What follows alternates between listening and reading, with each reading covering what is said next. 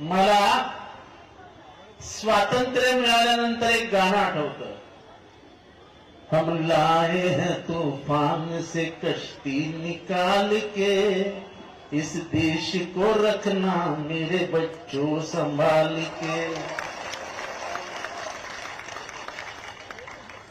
ये देश की जगह मुमरा है. हम लाए हैं तूफान से कश्ती निकाल के, इस मुमरा को रखना मेरे बच्चों संभाल के. इस मुमरा को हमेशा बदनाम किया गया. कभी RDX के नाम से बदनाम किया गया, कभी बम ब्लास्ट के नाम से बदनाम किया गया, कभी गुलशन कुमार के मौत के बाद यहां से मासूम लोगों को उठाया गया. पूछने वाला कोई नहीं था. इस शहर को जब बदनामी का दाग लगा तब मेरे भाई ने 120 रुपए में रूम बेची है. मेरे भाई इसी शहर में 8 और 9 हजार रुपए के नीचे, स्क्वायर फीट के नीचे घर नहीं बेचे जाते. जब रियल एस्टेट का भाव बढ़ता है तो इसका सीधा मतलब निकलता है कि इंफ्रास्ट्रक्चर अच्छा हो रहा है. ये शहर में ऐसे रास्ते बनेंगे, ये शहर में 24 घंटे बिजलियां रहेंगी, ये शहर में इतनी अमन और शांति रहेगी.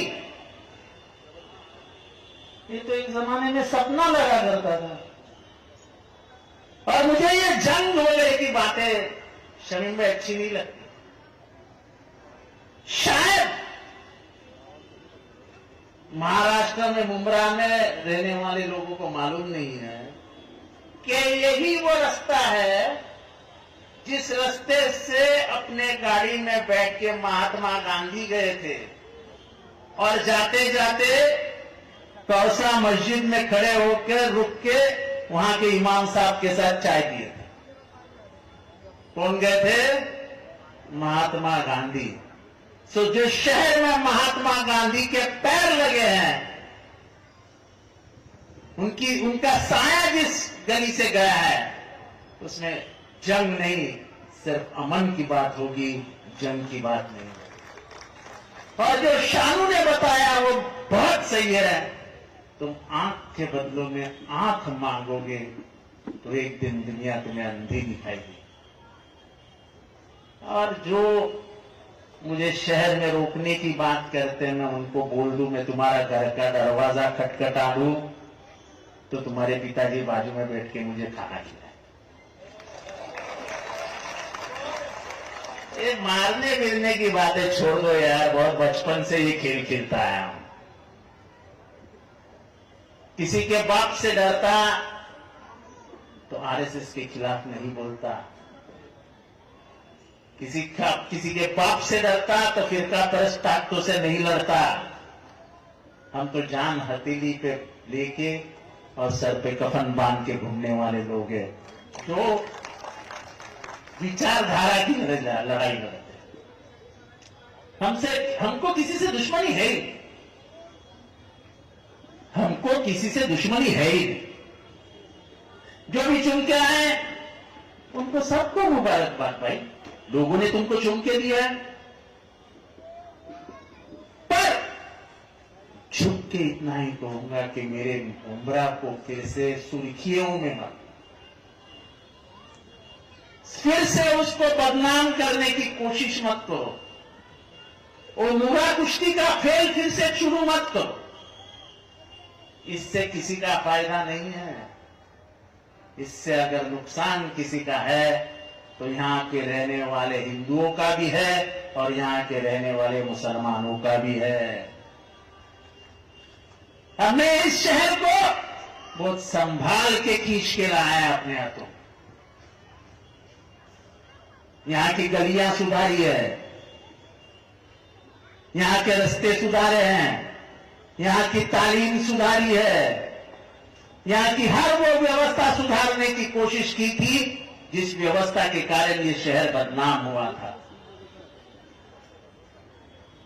क्या वो दिन भूल सकते हैं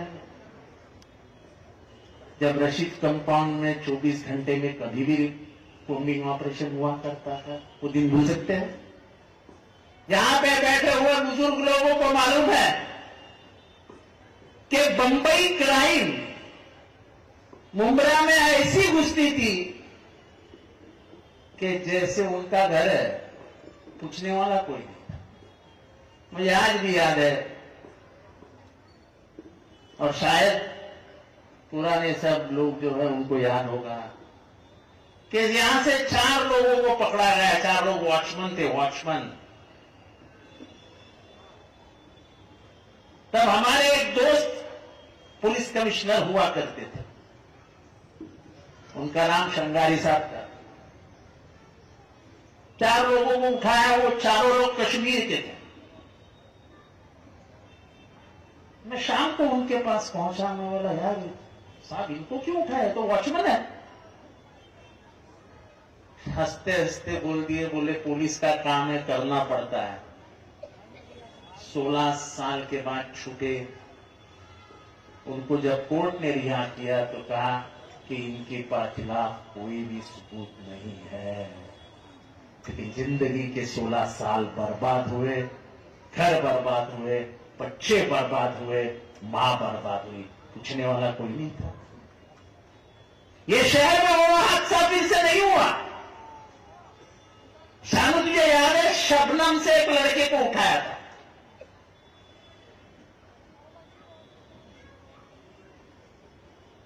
उसके मां का फोन आया रात को कि मेरे बच्चों को उठाया एक मर्डर केस में।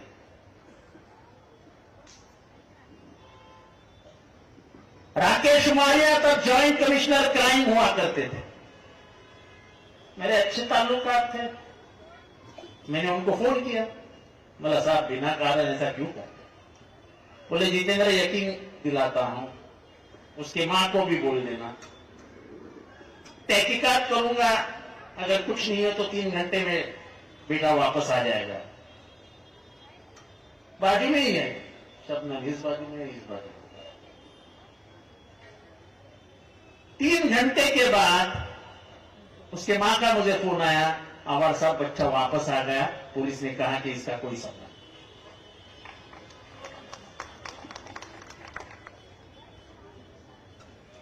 अगर सबसे अच्छी गवाही इस मामले में कोई दे सकता है ना, तो मुन्ना साहिल दे सकता है। इतने लोगों को बुलाया करता था कि इसको इमिग्रेशन में पकड़ा है, इसको एटीएस लेके गई है, और वो हर बच्चों को छुड़ाने का काम मैं करता। अब वो मेरे साथ नहीं है, लेकिन इसकी गवाही वो देगा नहीं, ऐसा तो नहीं हो सकता। साइंटिस्ट के मर्डर में लोग पकड़े गए, लेकिन यह शहर को बदनाम करने की साजिश थी। इस शहर को हमने बाहर निकाला, हमने आपके सभी लोगों के कोशिशों के कारण ये शहर उस बदनामी से बाहर आ। आज मुझे यहां आके 20-25 साल हो गए, कभी एक बार भी यहां हिंदू मुसलमान का कुछ कलेश नजर आया? मुझे हाथ उठा के बजाता है, कलेश नजर आया? ये वो शहर है यासीन कुरैशी भाई, इस शहर की एक बड़ी पहचान है। कैसे पूछो, कैसे पूछो? अख्ख्या महाराष्ट्राला सांगू इच्छितो, त्यांचं एक मटणाचं दुकान होतं, महाराष्ट्र मटन शॉप, बरोबर है? अभी भी है, अभी छोटा है, पर उस जमाने में जब लोगों को अच्छा मटन खाने का शौक था, और वहां यहां से लोग काम करने के लिए मुंब्रा उतरते थे, तलोजा जाते थे, पनवेल जाते थे, काम करके वापस आते थे, ट्रेन से करजत कसारा जाते थे, तो मुंब्रा उतरते थे, और इनके पिताजी का नाम रशीद भाई था, बराबर है? रशीद मटन वाला। यहां का हिंदू है या मुसलमान, रशीद भाई को सलाम करता था, पाव किलो मटन, आधा किलो मटन, 1 किलो मटन लेके जाता था। और तभी के जमाने में, उस जमाने में 100 से 150 बकरे कटते थे उसके दुकान। कौन लेता था, कहां जाता था, किसी को मालूम भी नहीं होगा। वो महाराष्ट्र मटन शॉप इस शहर की पहचान बन गई थी। और नाम भी देखो क्या था, महाराष्ट्र मंच। आप स्टेशन पे खड़े हो, आपको बड़ी मस्जिद का मीनार दिखेगा, मीनार की तरफ देखो तो मुमरा मां देवी का मंदिर दिखेगा। ये पहचान है इस शहर की। यहां का रास्ता भारत की पहचान देता है। यहां का रास्ता किसी रंग की पहचान नहीं देता है। तुम किसी रंग में इस शहर को नहीं लपेट सकते, क्योंकि यह शहर संविधान से सींचा हुआ है। यह शहर महात्मा गांधी, नेहरू, अंबेडकर के विचारों पे चलता है। ये किसी एक रंग का नहीं हो सकता है। ये तिरंगे का रहे है और तिरंगे का रहेगा। आज बहुत दिनों के बाद मुझे बहुत हंसी आ रही है कि बहुत सारे टीवी वाले आ गए आज मुमरा को कवर करने के लिए। मला कळत नाही आहे की अख्ख्या महाराष्ट्राला काय ऐकवायचंय। कोणी मला सांगितलं तुम्ही मुंबऱ्यात येऊन दाखवा, म्हणून मी मुंबऱ्यात येणार नाही असं वाटलं होतं काय? अरे उद्या मला जंगलात सांगितलं ना वाघाने ये, तर मी जंगलात सुद्धा जाऊन ये, मला काही फरक पडत नाही। अरे इथल्या लोकांनी इतनं प्रेम केले रे, इतनं। जेव्हा अख्खा महाराष्ट्र म्हणत होता की जितेंद्र आव्हाडांची विधानसभेची निवडणूक अत्यंत कठीण आहे, तेव्हा 1 लाख मतांनी जिंकून आलोय या मतदारसंघात। लोकांचं प्रेम आहे, प्रेम। मी जेव्हा चालतो ना तेव्हा मोर्चा निघतो। मी मोर्चाला आमंत्रित करत नाही लोकांना, पण मी जेव्हा रस्त्यावरनं चालतो तेव्हा मोर्चा निघतो। इतकं लोकांचं प्रेम आहे माझ्यावर। त्यामुळे असे आके दिखाओ, जाके दिखाओ, ये सब बातों पे मैं ना विश्वास करता हूं, मैंने किया है। जैसे मैंने कहा कि मैं अगर तुम्हारे दुश्मन के घर का दरवाजा भी टकटकाऊं और अगर पिताजी खाने पे बैठे हैं तो बोलेंगे आज जितेंद्र 2 निवाले मेरे का साथ खा दे। ये प्यार मैंने घर घर में बांटा है, और ये प्यार मैंने रास्ते बनाए हैं, मैंने गटर बनाया, मैंने पानी लियाया, मैंने लाइट लाई। ये तो एक बात है ही, लेकिन जितेंद्र आव्हाड एक सोच है, ये घर घर में पोछा हुआ विचार है, और वो विचार लोगों को अच्छा लगता है। इस शहर की सबसे अच्छी बात क्या है, तो मेरे जहां भी जाओ फोटो देखो, मेरे साथ छोटे छोटे बच्चे जुड़ जाते हैं। अगर प्यार क्या होता है तुम जानना चाहते हो तो मेरे साथ मुमरा में घूमो, और यहाँ का बच्चा बच्चा कैसे जितेंद्र आव्हाड करके मेरे पीछे घूमता है, वो देख के तुमने समझेगा कि ये शहर मुझे कितना चाहता है। तो ये शमीम भाई वो जरा आके बताओ, जरा जाके बताओ, इन बातों की तरफ ध्यान भी मत देना, क्योंकि मैं सच अगर बात करना शुरू करूं तो लोगों की नींदें खराब हो जाएगी। मैं किसी की नींद उड़ाना नहीं चाहता हूं, मैं शांत बैठा हूं। ऐसे कई मामले हैं जो मेरे इधर पे दबे हैं, इधर पे ही दबे रहने देना। कहीं मैं अपनी जबान खोल दूं तो ऐसा न हो कि अच्छों को सलाखों के पीछे जाके बैठना पड़े। चलता है राजनीति में 2-4 दिन गरम, जरा 2-4 दिवस लोकांना गरमाहट असते, जरा चलता है। और मुझे सुनने की आदत है, मैं तो गालियां खा के ही बड़ा हुआ, तो मुझे कोई मला काही फरक पडत नाही। पण मी तोंड उघडला ना तर चांगल्यांची झोप खराब होईल। मला तेही करायचं नाही, कारण का मला दुकानदारांचा झोपीच्या गोळ्यांचा धंदा नाही वाढवायचा। तेव्हा आपण आपलं काम करूया। 10 नगरसेवक निवडून आलेत, या शहराला पाण्याची गरज आहे, या शहराला कचरा व्यवस्थापनाची गरज आहे, या शहराला कॉलेजची गरज आहे, या शहराला शाळेची गरज आहे, या शहराला मार्केटची गरज आहे, या शहराला बस डेपोची गरज आहे, या शहराला चांगल्या रस्त्यांची गरज आहे, ते सगळं देण्याची जबाबदारी आम्ही स्वीकारून निवडणूक लढवली आहे, ते आम्ही करून दाखवू.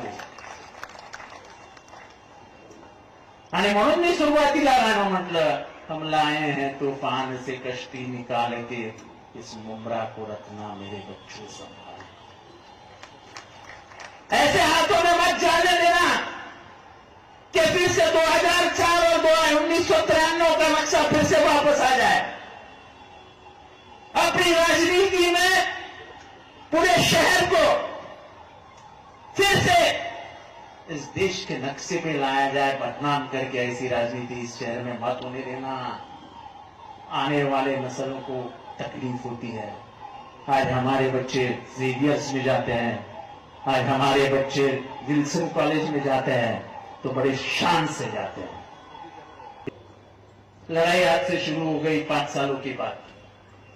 हम काम करेंगे. जैसे शमीम खान ने रशीद कंपाउंड में 3 ऑफिस ले लिए काम करने के लिए. जुबैर अंसारी है साथ में, उनके आतिक खानचे हैं साथ में, और उनका बेटा, नौजवान बेटा समीर, वो तो लड़ने के लिए तैयार है.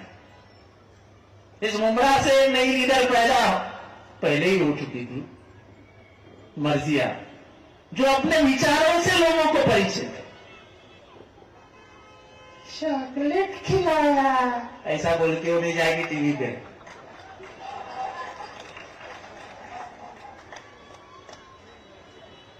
बच्चों को हमेशा प्यार से ही देखा करो यार, नफरत की बू भी नहीं आनी चाहिए. अगर किसी ने बोला, किसी बच्ची ने बोल दिया तो बच्ची है, अपनी बच्ची है यार, उससे प्यार से देखा करो. उससे क्या फर्क गिरता है हमको? हमको कोई फर्क नहीं गिरता है,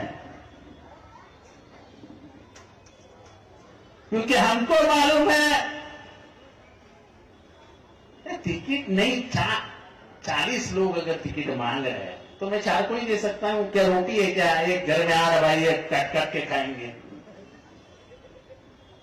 नहीं दे सका तो नहीं दे सका. और नाराजगी भी वाहिद है, कोई मैं बुराई नहीं मानता उसमें. तुम्हारा हक था टिकट, लेकिन हालात ऐसे थे कि मैंने टिकट नहीं ले पाया. स्टेशन पे ऐसा हुआ, इस बीच के गली में ऐसा हुआ, रशीद कंपाउंड में ऐसा हुआ. नहीं दे सके इसमें क्या है? तो ये जंग नहीं है शमीम भाई, ये दुनिया मोहब्बत से ही जीती गई है और जीती जाएगी. ये अल्लाह के रसूल ने कहा है, वही मानेंगे. और गाली तो आप सल्लल्लाहु अलैहि वसल्लम को भी दीजिएगा, उसमें क्या है? और इसलिए ये शहर को प्यार से जीता है जितेंद्र आवाड, नफरत से नहीं. मेरे आंखों में आपको नफरत कभी भी नहीं दिखाई देगी. मेरे बातों में, मेरे आंखों में हमेशा प्यार दिखेगा. ये प्यार मेरा अपना प्यार है जो ये शहर ने मुझे दिया है. मैं अगर वापस करूंगा तो शहर को ही वापस करूंगा, क्योंकि ये शहर ने जितेंद्र आवाड को बनाया है. जब मैं 2009 में पहली बार आया तो ये शहर मुझे नहीं पहचानता था, लेकिन न पहचानते हुए भी ये शहर ने मुझे अपनाया. तो इस शहर को मैंने जो भी कुछ किया है, जो भी दिया है, मेरा शहर मेरे बदन का चमड़ा निकाल के उसकी चप्पल भी बना दूं और इस शहर को दे दूं तो वो भी कम हो जाएगी. इतने एहसानात इस शहर के मेरे ऊपर. मैं कलवा और उमरा में कभी भी फर्क नहीं करता, और इसलिए मैं हिंदू और मुसलमान मानता ही नहीं. मेरा नाता इंसानियत से है और इंसानियत ही मेरी पहचान रहेगी. यही रिश्ता लेके मैं चलते आया हूं और यही रिश्ता लेके मैं चलता रहूंगा. तुम मुझे उकसाने की कोशिश करो, नामुमकिन है जितेंद्र आवाड को उकसाना. और मैं आवाम के प्यार से बना हुआ हूं, उनके दिलों में बसा हुआ हूं. आप मुझे दिलों से नहीं निकाल सकते. चुनाव ये कोई प्यार का फैसला नहीं होता है। ये शहर जितेंद्र आव्हाड से प्यार करता है, नफरत उसके लिए नफरत उसके इस शहर के दरवाजे बंद नहीं कर सकता। और इसलिए आज की सभा में आए हुए लोगों को लगा होगा कि जितेंद्र आव्हाड करारा जवाब देगा। अरे मैं किसी को दुश्मन मानता ही नहीं हूं तो करारा जवाब क्यों दूं भाई? हैसियत की बात है ना भाई, औकात की बात है ना।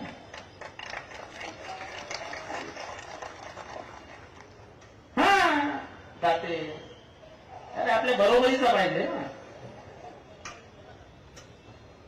ऐसा थोड़ी ना किसी को ही जवाब दे देते हैं। तो ज्यादा लंबी बात नहीं खींचते क्योंकि टाइम भी हो गया, फोन आने शुरू हो जाएंगे, जितेंद्र आव्हाड पे केस ले लो, सत्ता सरकार में सब मेरे यार दोस्त बैठे हैं। और पुलिस को बहुत चाह दिया उसके मुझे, नहीं बाबा नहीं। तो केस होने के पहले तुम्हारा प्यार बहुत है मुझे मालूम है, लेकिन केस होने के पहले मी तुम्हा सगळ्यांचा निरोप घेतो। मला माहित नाही कुठले टीव्ही महाराष्ट्रमध्ये दाखवतायत, पण या शहराची ओळख फार वेगळी आहे। या शहराची ओळख ही महाराष्ट्राच्या संस्कृतीची ओळख आहे। या शहराची ओळख ही महाराष्ट्राच्या संस्काराची ओळख आहे। हे शहर जात धर्म भाषा याच्या पलीकडचा जाऊन विचार करतं आणि म्हणून हे शहर कायम एक राहिलंय। आणि या शहराच्या एकतेला एकात्मतेला आव्हान देणं म्हणजे या शहराचं नुकसान करना है। ये शहर का हम नुकसान नहीं होने देने। ये शहर को हमने यकीन दिलाया है कि सिर्फ तरक्की तरक्की और तरक्की, वो तरक्की हम करके रहेंगे। इन्हीं लफ्जों के साथ आपसे विदाई चाहता हूं। अलविदा, खुदा हाफिज, नमस्कार, जय हिंद, जय महाराष्ट्र, जय भीम।